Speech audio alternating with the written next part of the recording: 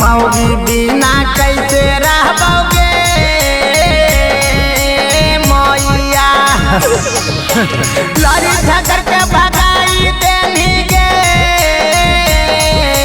मैया। मौगी बिना कैसे रहबोगे मैया। मौगी बिना कैसे रहबोगे मैया।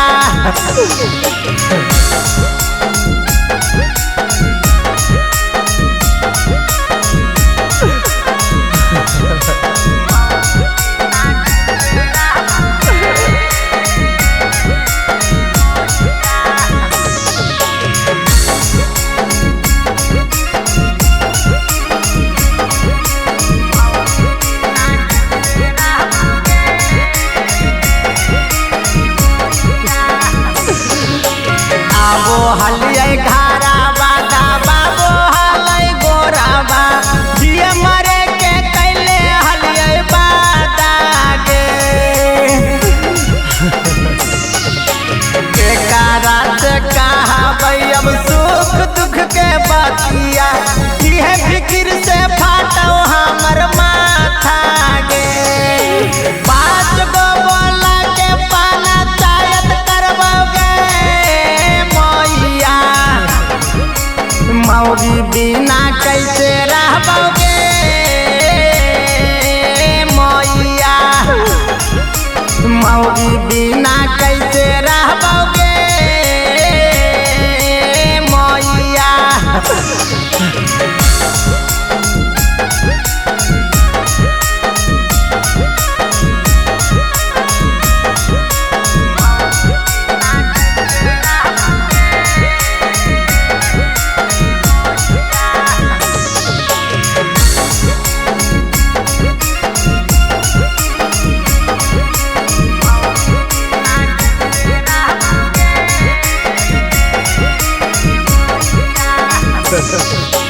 गाँवा में साभे हमरा मारो हाथ ताना।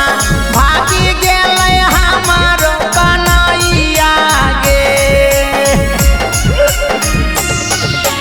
केतनो समझाबो हटियै मानो है नहीं बतिया। काहो हकैरा रहो तोर मैया गे। समुआ के घर उजारी देनी गे मैया। मौगी बिना कैसे रहबोगे मैया। मौगी बिना कैसे रहबोगे मैया। जो ही घर छोड़ के हम हो जाए तो ही रही घर में। प्रेजेंटेड बाय कलश रिकॉर्डिंग स्टूडियो चेवाड़ा।